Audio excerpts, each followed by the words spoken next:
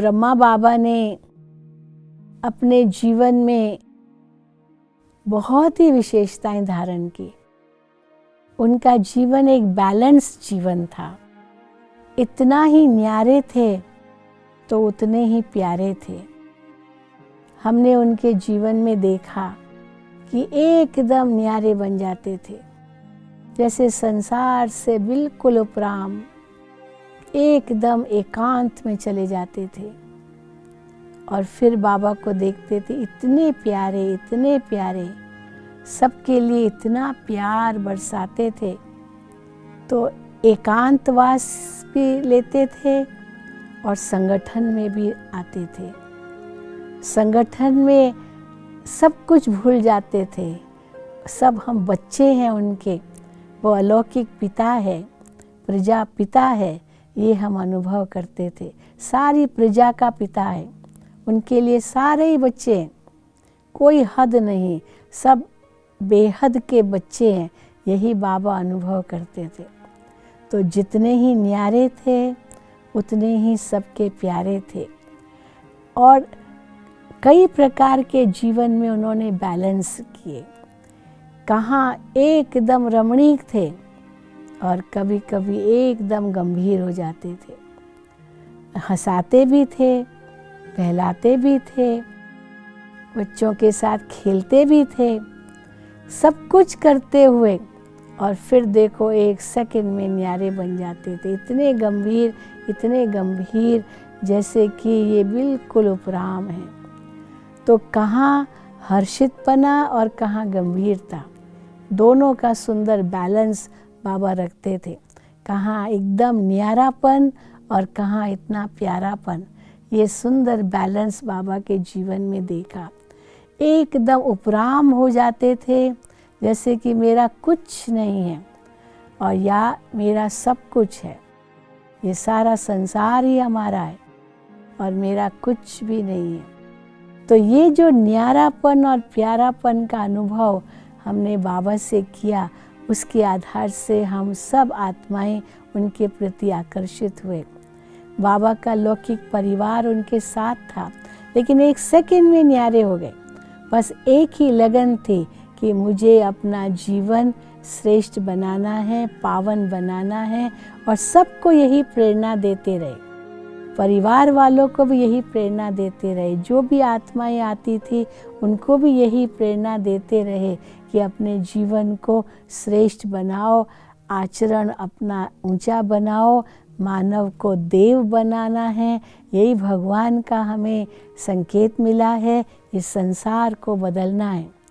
तो आज हम देख रहे हैं भगवान का ये कार्य बड़े गुप्त रूप में चल रहा है।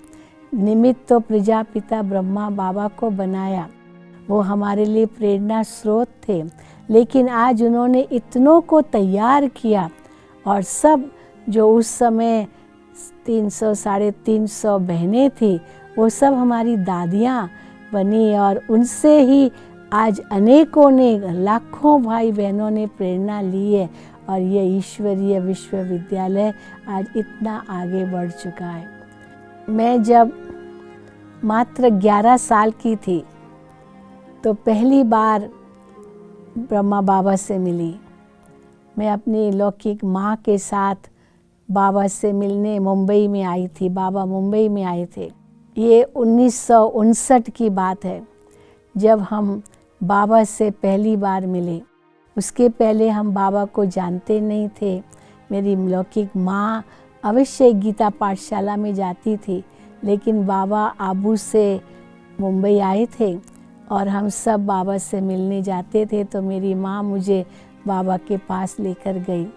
तो मैं देख रही थी कैसे बाबा सबसे प्यार से मिल रहे हैं। तो मेरी लौकिक माँ भी मिली और मैं तो पास में ही थी। और जैसे मैंने थोड़ा दूर थी तो बाबा ने मुझे बुलाया और कहा, आओ बच्ची आओ। तो जैसे बाबा ने कहा आओ बच्ची, तो मुझे लगा कि एक चुंबक ने मुझे खींच लिया है और मैं बाबा के पास दौड़ी हुई गई और मुझे ऐसे अनुभव हुआ जैसे मुझे सच्चा पिता मिल गया। क्योंकि मैंने अपने पिता को खो दिया था, मैं बहुत छोटी थी, तब उनकी डेथ हो गई थी, मृत्यु हो गई थी। तो मैंने अपने पिता को देखा नहीं, अगर यही कहेंगे, क्योंकि याद तो नहीं है। और यही अनुभव था कि ये मेरे जीवन में पिता का अभाव है। तो जैसे बाबा ने कहा आओ बच्ची आओ, तो मुझे लगा मेरा सच्चा पिता मिल गया।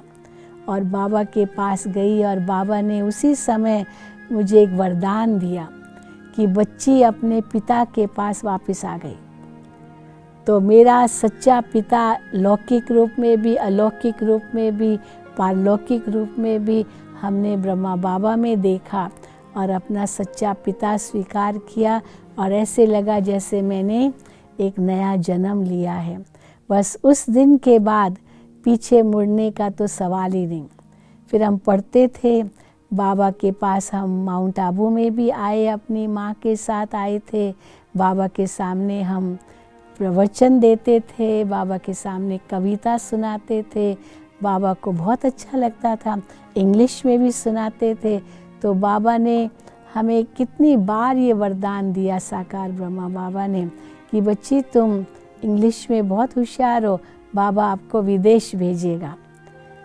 मेरे मनचित में भी नहीं था, लेकिन बाबा सदैव ये वरदान हमको देते रहे।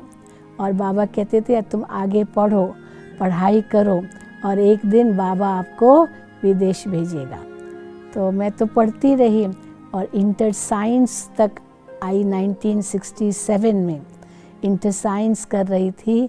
और उसके बाद ये लक्ष्य बनाना था कि हम आगे क्या करें, मेडिकल लाइन लें, इंजीनियरिंग लाइन लें, क्या पढ़ाई करें, क्योंकि बाबा कहते थे पढ़ना है पढ़ना है। परंतु जब 1967 में जब मुझे निर्णय करना था कि आगे क्या करना है, तो मैंने बाबा को पत्र लिखा, क्योंकि घर में सब कह रहे थे डॉक्टरी पढ़ो, मेडिकल लाइन लो। तो हमने बाबा को पत्र लिखा कि बाबा अब मैं क्या करूं, आपके ही कहने पर पढ़ाई की, हमें तो ये सेवा करनी है, लेकिन आपके आज्ञा अनुसार पढ़ाई की, अब आगे क्या करना है। तो बाबा ने मुझे पत्र लिखा और हमें आज्ञा दी कि बच्ची अभी तुमको रूहानी डॉक्टर बन कर के विश्व की सेवा करनी है। ये बाबा ने मुझे वरदान दिया। तो रूहानी डॉक्टर माना आत्माओं का डॉक्टर, ये ज्ञान की सेवा करनी है और विश्व की सेवा रूहानी डॉक्टर बनकर करनी है। ये जब बाबा ने मुझे वरदान दिया तो मुझे महसूस हुआ कि अब मुझे इसी सेवा में लग जाना है। लेकिन फिर भी घर से तो इतनी छुट्टी नहीं थी, तो छुट्टी मिले तब तो हम सेवा केंद्र पर भी रह सकें। तो बाबा ने कहा कि अच्छा ठीक है और थोड़ा पढ़ो। तो बाबा ने फिर थोड़ी छुट्टी दी। तो 1969 में 18 जनवरी के दिन बाबा व्यक्त हुए और मैं उस समय बीएससी कर रही थी, ग्रेजुएशन का कोर्स कर रही थी।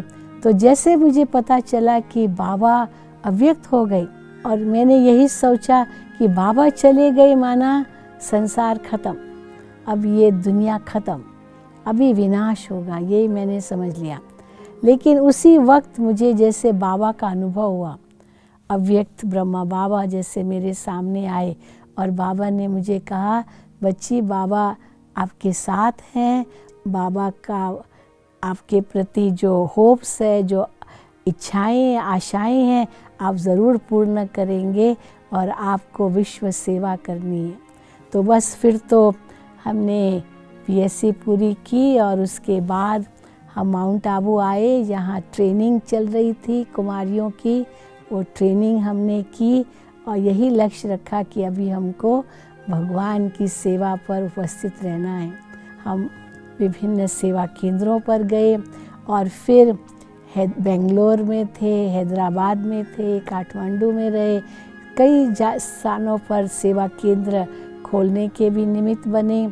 और फिर उसके बाद 74 में बाबा ने मुझे अफ्रीका भेजा, अफ्रीका और फिर उसके बाद मॉरिशस। तो हमने 2 साल अफ्रीका और मॉरिशस में सेवाएं दी, नए केंद्र स्थापित किए और 76 से मैं हेडक्वार्टर्स माउंट आबू में रहती हूँ और ब्रह्मा बाबा को जब भी मैं देखती हूँ मैं यही महसूस करती हूँ कि ब्रह्मा बाबा की जो मेरे प्रति आश थी वो मुझे हर हालत में पूर्ण करनी है। सारे विश्व की आत्माएं जो यहाँ आती है, माउंट आबू आती है, उनकी सेवा करनी है और उनका संबंध परमात्मा से जुड़ाना है। तो जो परमात्मा ने आज्ञाएं दी उसी अनुसार हम अनुसरण कर रहे हैं। उनके इच्छाओं को पूर्ण करने लिए विश्व सेवा पर उपस्थित है। ओम शांति।